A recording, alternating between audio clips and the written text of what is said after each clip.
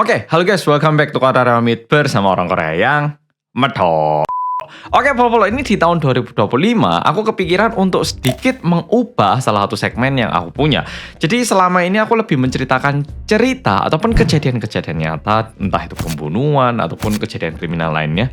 Tapi di tahun 2025, aku tetap ingin menceritakan kejadian nyata, namun lebih ke arah perselingkuhan. Jadi ternyata setelah tak cari tahu, lumayan banyak juga cerita-cerita perselingkuhan yang melebihi nalar yang bisa kita pikirkan, dan ini terjadi di Korea. Dan aku yakin ini terjadi di banyak negara. Tapi paling nggak, dengan adanya video-video kayak gini, kayaknya kita bisa mengantisipasi diri kita dan juga melindungi diri kita dari pasangan yang berselingkuh kayaknya. Dan aku harap ini benar ditonton sebagai cerita, jangan menjadi terlalu posesif ataupun overthinking setelah mendengar cerita-cerita ini. Oke, jadi cerita yang tak sampaikan di video ini beneran kejadian nyata dan beneran bisa dicari di Korea. Bukan cerita yang tak buat-buat. Dan mungkin kalau misalnya lumayan bagus reaksinya, kedepannya aku juga pengen menceritakan cerita nyata yang mungkin bisa Polo kirimkan melalui email. Langsung kita mulai cerita kali ini, perselingkuhan yang benar-benar terjadi di Korea. Langsung kita mulai. Oke, tapi sebelum aku lanjut ke ceritanya, aku baru nyadar kayaknya aku lupa sesuatu tadi habis mandi. Jadi seperti yang Polo tahu, sekarang Korea itu lagi dingin. Bahkan hari ini pas minus 9 derajat pengen. Dingin banget, dan ini tentunya mengakibatkan udaranya jadi kering banget. Dan untuk melembabkan kulit, sekarang aku pakai produknya Skintific yang niacinamide brightening serum dan juga moisturizer gelnya. Selain melembabkan, karena niacinamide yang dipakai sama Skintific ini adalah Royal DSM niacinamide, yang berarti molekulnya ini lebih kecil sehingga lebih mudah diserap sama kulit wajah. Step penggunaannya tentu cuci muka dulu, baru pakai serum, baru moisturizer gelnya. Tak pakai, bentar.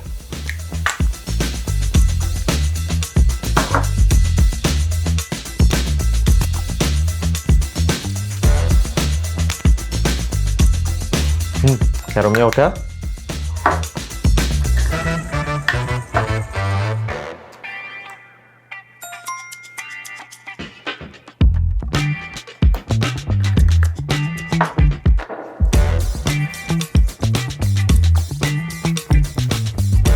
Wow, langsung kayak kena bom air, Pak. Langsung lembab banget. Ini baru enakin. Kulitku jadi nggak kering. Selain melembabkan, Skintific niacinamide ini cocok banget buat Polo punya kulit kusam ataupun yang ada bekas jerawat ataupun yang ada hiperpigmentasi. Dan ini karena cepet banget meresapnya, cocok banget buat semua orang. Kayaknya laki-laki pun nggak bakal terlalu risih pakai. Langsung lembab banget. Udah gitu, hanya dengan uang 200.000 itu udah bisa dapet moisturizer sama serumnya. Yo, terjangkau banget. Yang mau cobain langsung cek keranjang dan juga nikmati hasilnya. Oke, karena tadi aku lupa melembabkan muka dan sekarang udah lembab, langsung kita lanjut lagi cerita hari ini. Oke, kejadian ini terjadi di sebuah keluarga yang terdiri dari ayah, ibu, dan anak putri. Oke, jadi 3 orang ini hidup biasa-biasa aja. Sampai suatu hari tiba-tiba suaminya ini meninggal. Meninggalnya itu diakibatkan oleh penyakit kanker, jadi benar-benar sangat sedih gitu. Setelah ayahnya meninggal, kan yang tersisa cuma istri sama anaknya ya toh. Dan karena barang-barang suaminya itu masih ada, istrinya ini memutuskan untuk mulai membereskan. Jadi yang nggak perlu dibuang dan yang masih kayak bernilai dan juga ada kenangannya itu mau disimpan gitu. Kebetulan waktu istrinya lagi bereskan barang-barang, istrinya ini menemukan beberapa hal yang sedikit agak mengagetkan. Karena yang ditemukan sama si istri ini adalah sebuah foto suaminya bersama dengan perempuan lain. Foto yang diambil ini bukan sebatas kayak foto mantan pacar yang mungkin difoto waktu zaman SMA. Bukan. Dari fotonya ini udah terkesan kayak baru difoto kayak 2-3 tahun terakhir gitu. Dan melebihi itu, dari fotonya terkesan ini foto yang diambil setelah melakukan sesuatu yang seksual. Jadi terkesan suaminya dengan cewek ini setelah melakukan hubungan seksual, lalu mereka itu ngambil foto selfie untuk kenangan. Kesannya itu udah kayak gitu. Tentunya istrinya yang masih kaget dan masih sedih karena baru kehilangan suaminya, itu sangat shock, tapi di satu sisi juga pengen cari tahu kebenaran di balik semua ini. Ya toh, bayangkan kalau misalnya Polo punya pasangan, meskipun pasangan udah meninggal, tapi kalau ngelihat kayak gini, yuk kan nggak bisa juga, ya udah dia udah meninggal, kita maafkan. Melebihi itu, aku pengen tahu apa sih yang sebenarnya terjadi, kok bisa ada foto kayak gini. Ya toh, pasti pengen tahu ya toh. Dan karena ini terjadi di tahun 2020-an, sebenarnya ini nggak terlalu susah untuk kita semua mencari tahu. Paling gampang gimana? Buka HP-nya. Kita lihat pernah kontak siapa aja? Ada nggak pesan-pesan yang agak mencurigakan? Ada nggak pesan yang sedikit melebihi batas dari teman ataupun rekan kerja gituan? Ya toh tinggal nyari kayak gitu. Dan ternyata nggak susah, Rek. Istrinya berhasil menemukan cewek yang tadi terlihat di dalam foto itu. Sekarang tak sebut yang satu si istri, yang satu si pelakor, oke? Si istri ini udah menemukan kontak si pelakor. Setelah itu istrinya ini menghubungi si pelakor. Dan dia sendiri menjelaskan dia ini siapa, dia ini istrinya siapa, dan minta ketemuan di kafe. Dia pengen kayak face to face untuk memperjelas sebenarnya kamu sama suamiku ini hubungannya apa. Dan menariknya, si pelakor ini juga nggak menolak pertemuan ini. Sehingga si istri sama si pelakor ini ketemuan di kafe. Nah, sesampainya di situ, si istri ini tanya, kamu ini hubungannya apa sama suami saya? Si pelakor ini pertamanya bilang, enggak, kita nggak ada hubungan apa-apa, saya lo nggak ada hubungan khusus atau gimana. Awalnya itu ngelak. Si istri ini tiba-tiba ngeluarkan satu barang gini. Yang ditunjukkan sama istri ini adalah foto yang tadi ditemukan. Nah, ngelihat itu, si pelakor ini udah nggak bisa lagi menutupi ataupun membohongi. Di situ, barulah dia ngaku kalau memang si pelakor ini sempat ada hubungan dengan si suami. Karena udah ada bukti, akhirnya si pelakor ini nggak bisa menghindar ataupun menutupi ataupun membohongi. Atau akhirnya dia mengiyakan dan minta maaf kepada si ibu ini. Ya Bu, mohon maaf, dulu saya sempat ada hubungan kayak gitu sama si suami. Awalnya si pelakor ini masih minta maaf. Nah, si istri yang makin marah, dia bilang, kamu tak tuntut kamu karena kamu udah memecah belah kebahagiaan keluarga kita. Seketika si istri bilang kayak gini, tiba-tiba si pelakor ini mulai nggak terima. Loh, Bu, kok ibu kayak gitu sih? Saya kan udah minta maaf, udah gitu loh suami ibu udah meninggal. Kita mau gimana? Dan ini udah kejadian di masa lalu. Ini saya udah minta maaf. Ibu maunya apa sih? Kok malah mau nuntut saya? Saya nggak terima loh kayak gini. Dengar itu, si ibu tentunya ya muntap ya atau mau marah. Pas mau marah, ibunya ini tiba-tiba nggak jadi marah karena ada satu kalimat yang disampaikan sama si pelakor ini. Dan melebihi ini semua, ibu kan udah tahu sebenarnya hubungan saya sama suami ibu. 3 bulan lalu kan ibu udah menghubungin saya, nyuruh saya putus. Kok tiba-tiba ibu kayak gini? Si ibu yang baru tahu hubungan si pelakor sama si suami ini jadi bingung. Hah? Hubungin kamu? Maksudnya apa? Si ibu bingung terus tanya, maksudnya hubungin kamu gimana? Saya lo baru kenal kamu. Nah, di situ si pelakor ini tiba-tiba nunjukkan HP-nya. Dan di HP-nya itu beneran ada SMS yang dikirimkan dari nomor HP si ibunya. Jadi ibunya ini nggak pernah ngirim SMS, tapi dari nomor HP ibunya ini pernah ngirim SMS ke HP-nya si pelakor ini. Melebihi rasa marah yang dirasakan oleh si ibu ini jadi bingung. Loh, saya tahu, aku lo nggak pernah nge-SMS, tapi kok pernah ada SMS yang masuk ke sana? Dilihat di HP-nya, loh, nggak ada. Loh, tapi kok di situ beneran ada? Bingung ya toh, apakah ini rekayasa atau gimana? Tapi ada buktinya gitu. Sehingga si ibu ini beneran pergi ke detektif yang ada di Korea. Mungkin di Indonesia sama di Korea sama, nggak kayak di Amerika. Detektif ini bukan pekerjaan yang sepenuhnya legal, tapi juga nggak sepenuhnya ilegal. Kalau kayak di Amerika, setahu itu detektif itu bisa dibayar, dan kalau mereka berhasil menangkap TKP, ini benar-benar bisa berperan sebagai polisi gitu. Buktinya ini langsung diserahkan kepada polisi dan langsung bisa diproses secara hukum. Tapi kalau Korea sama Indonesia, kayaknya detektif-detektif swasta kayak gini ini cuman bisa membantu kita dalam mencari bukti, dan buktinya ini harus kita serahkan kepada polisi. Polisi ngecek sekali lagi, baru ini bisa diproses. Agak beda. Jadi detektif-detektif di Korea ataupun di Indonesia ini lebih membantu kita dalam mengumpulkan bukti dengan cara yang legal. Nah, ibunya ini karena benar-benar bingung, akhirnya pergi ke detektif swasta untuk mencari tahu apa yang sebenarnya terjadi antara suaminya yang udah meninggal dengan si pelakornya ini. Dan juga bagaimana bisa ada SMS dari HP-nya ke pelakor ini. Awalnya detektif swasta yang didatangi sama si ibu ini juga bingung, loh, suami udah meninggal tapi kenapa pengen dicari tahu. Tapi ada klien yang minta tolong, ya wis lah, tak bantu gitu. Akhirnya detektifnya ini mulai mengikuti keseharian dan juga mulai mencari tahu apa hubungan antara si suami dan si pelakor ini. Nah, setelah dicari tahu, ternyata ini lumayan mengejutkan. Oke, setelah dicari tahu, ibunya ini dipanggil lagi ke kantor detektif. Bu, ini sebenarnya yang terjadi, Bu, tapi ibu nggak boleh kaget karena ini ada hubungannya sama putri ibu. Ojo kaget dulu. Ternyata setelah diikutin, si putri sama papanya itu dulu emang deket banget mereka sebagai ayah dan putri gitu. Mereka sering pergi keluar bareng, pergi makan bareng, sampai suatu hari pas papanya keluar bareng sama si putrinya ini, tiba-tiba ada cewek yang kata papanya ini adalah rekan kerja yang ikutan makan bareng. Nah di situ mereka bertiga ini mulai jadi agak akrab. Rekan kerja yang dimaksud di sini adalah si pelakor itu tadi. Nah di sini aku yakin pasti banyak follow mikir, loh mas, kalau misalnya ada hubungan yang nggak bener antara papa dengan rekan kerjanya kan pasti anaknya kan juga nggak mau tinggal diam. Tapi ini kok bisa berlanjut kayak gitu, kenapa? Nah, yang terjadi kayak gini, si putri ini tentunya nggak suka kalau papanya selingkuh. Masalahnya ketika anaknya ini bareng sama ibunya ini suka cerewet. Kamu ini nggak belajar, dikasih uang saku cepet habis, minta belikan ini, minta belikan itu, tiap hari cuman main, nggak mau belajar. Nah, mamanya itu selalu cerewet. Sedangkan pas keluar sama papanya itu baik banget. Apalagi kalau keluar bareng papanya dengan selingkuhannya ini alias si pelakor ini, papanya itu baik banget. Anaknya minta apa dibelikan, pergi makan enak, shopping, pokoknya kemanapun itu dituruti, sehingga putrinya itu ngerasa gini, ya udah aku tak tutup mata dikit soalnya ini nyaman banget buat aku. Awalnya sebatas ini, udah gitu si putrinya kan nggak tahu kalau papanya ini pernah melakukan hubungan seksual ataupun hubungan di luar itu. Ya setaunya dia cuman papanya ini dekat ataupun akrab sama rekan kerjanya. Jadi ada rasa merasa bersalah tapi nggak terlalu parah. Cuman oh ini loh temennya papa. Ya, anaknya ini berusaha mikir positif dan mengubah pola pikirnya. Sehingga hubungan tiga orang ini terus berlanjut. Yang tak maksud papa, pelakor sama si putri ini. Ini terus berlanjut hingga suatu hari mereka bertiga ini pergi ke tempat karaoke. Ya nyanyi-nyanyi bareng gitu. Kebetulan anaknya ini pingin ke toilet.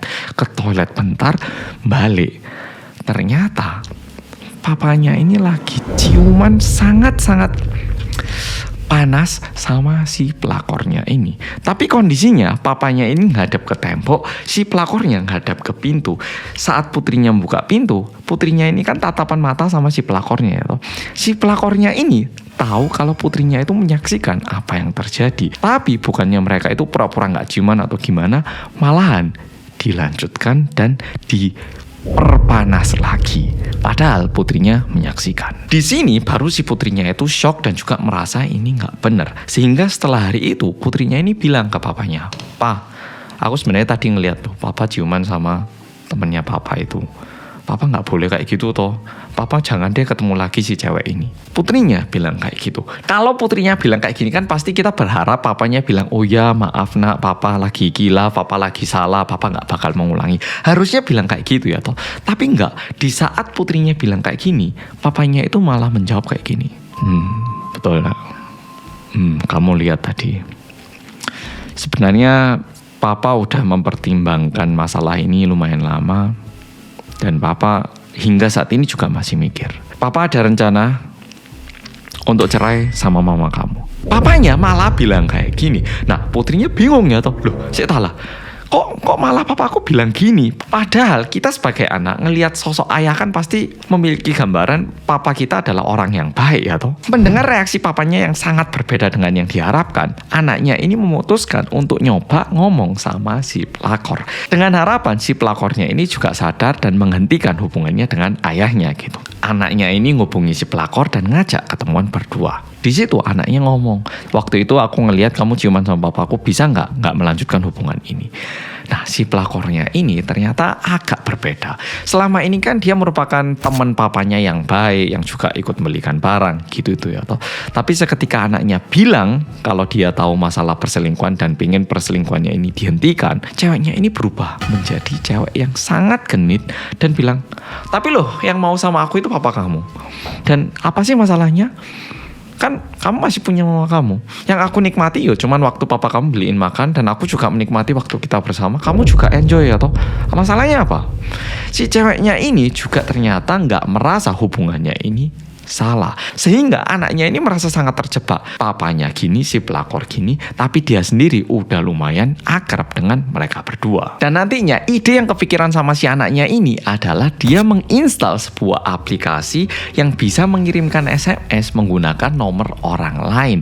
Sehingga anaknya ini berpura-pura menjadi ibunya dan mengirimkan SMS ke si pelakor kalau dia ini tahu hubungan antara kamu sama suami saya. Jadi mohon hentikan. Jadi SMS yang tadi loh, kok bisa nyampe ke nomor si pelakor, itu sebenarnya dikirimkan sama putrinya sendiri tanpa sepengetahuan si ibunya.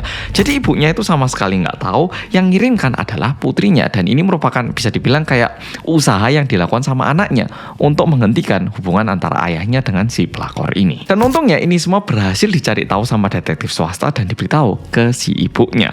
Dan karena ada bukti-bukti lain, akhirnya detektifnya ini bilang ke si ibu, "Ibu, sekarang kan kita udah punya bukti kalau memang betul si pelakor sama suami ibu dulunya pernah selingkuh. Kenapa nggak kita tuntut aja? Kalau kita tuntut, pasti dia sendiri minta maaf, atau paling nggak mungkin dia ngajak damai, ada uang gitu." Mendapatkan nasihat seperti itu, ibunya setuju dan memutuskan untuk nyoba mengirimkan surat legal ke si pelakor ini. Dan kebetulan si pelakor ini ternyata udah punya pacar dan mau nikah dengan pasangan yang lumayan kaya. Dan karena si pelakornya ini nggak mau pernikahannya hancur, dia itu mengiyakan untuk memberi uang senilai 50 juta Korea won untuk tutup mulut. Dua pihak harus tutup mulut gitu. 50 juta Korea won, sekitar 580 juta rupiahan. Uang yang sangat gede. Nah, sehingga si ibu juga, ya udahlah, untuk masa depan anakku, untuk biaya kuliah ini 50 juta lumayan, toh suamiku udah meninggal. Mikirnya kayak gitu. Dan si cewek ini karena dia udah menemukan pasangan yang kaya, dia juga nggak mau kehilangan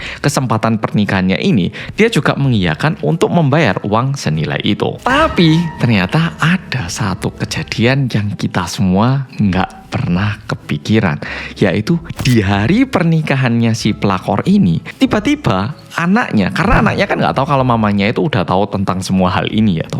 Anaknya yang nggak tahu kalau mamanya itu udah melakukan semua ini bersama dengan detektif swasta, itu pergi ke tempat pernikahan si pelakor membawa satu brosur yang ada foto si pelakor dengan ayahnya yang mesra, dan di situ dituliskan, "Ini cewek adalah pelakor ayah saya. Jangan mau nikah sama cewek seperti ini." Dan brosurnya ini dibagikan di pernikahan si pelakor. Dan tentunya diakibatkan ini gimana? Pernikahannya jadi batal, dan juga acara pernikahan yang seharusnya berlanjut ini jadinya hancur lebur. Dan anaknya melakukan semua ini tanpa memberitahu mamanya, sehingga mamanya sama si pelakornya ini dua-duanya juga bingung. Mereka udah damai, tiba-tiba anaknya datang ke tempat pernikahan dan melakukan semua ini. Sehingga sekarang kondisinya gini, uang udah dikasih, tapi tiba-tiba pernikahannya hancur dan juga mereka batal nikah diakibatkan hal ini. Yuk bayangkan kita mau nikah, tiba-tiba pasangan yang seharusnya menjadi istriku ternyata merupakan seorang pelakor. Lah iya, kalau misalnya yang tahu cuma calon suami ya nggak masalah, tapi ini semua para hadirin juga jadi tahu, sehingga yuk gimana mau nikah ya, atau lebih malu juga. Dan dikarenakan ini akhirnya si pelakor memutuskan untuk menuntut anaknya ini. Mungkin buat populer yang udah sering nonton drama Korea nggak terlalu kaget, di Korea ini dan juga di Indonesia juga ada hukum untuk anak-anak remaja ya toh. Kalau orang dewasa yang melakukan sebuah kriminal itu ada hukum jelasnya, tapi kalau anak remaja biasanya itu agak diringankan. Nah, sama si pelakornya ini nuntut anaknya, tapi karena anaknya ini masih anak remaja ataupun bisa dibilang masih di bawah usia, sehingga anaknya ini nggak bisa dihukum. Dan mungkin ada orang-orang yang juga bilang, kok putrinya kayak gitu merusak pernikahan orang. Ada yang mungkin bilang kayak gitu, tapi aku juga nggak pengen merasakan. Tapi buat orang-orang yang pernah merasakan gimana rasanya diselingkuhin sama pasangan, mereka itu semua pada bilang, wah ini anaknya pinter menggunakan kesempatan di saat dia ini masih remaja. Toh kamu nggak bisa dihukum, ya udah kasih hukuman ke orang itu. Nah, ada yang bilang kayak gitu dan juga lumayan mendukung anaknya. Dan kalau dipikir ya memang nggak salah, karena dia pernah menghancurkan sebuah keluarga. Jadi kalau misalnya dia sendiri mau bikin keluarga dan dirusak orang lain, ya karma ya, toh sebatas karma. Dan sebenarnya ceritanya berakhir kayak gini, dan di Korea lumayan banyak cerita-cerita kayak gini, jadi mohon tunggu video-video berikutnya. Jadi video kali ini kayak gini, kalau misalnya Polo suka sama cerita-cerita kayak gini, please tuliskan di komen. Di video berikutnya bakal tak bawakan cerita-cerita yang juga menunjukkan seberapa pintar orang-orang selingkuh. Jadi ternyata orang-orang yang selingkuh, mereka itu benar-benar mencari jalan gimana caranya selingkuh tapi nggak ketahuan, dan idenya itu benar melebihi dari yang bisa kita pikirkan. Oke, Polo, jadi video kali ini sampai di sini. Makasih sudah nonton dan sampai jumpa di video berikutnya. Bye bye. Dan buat semua Polo yang nonton ini, yuk kita jangan selingkuh. Oke?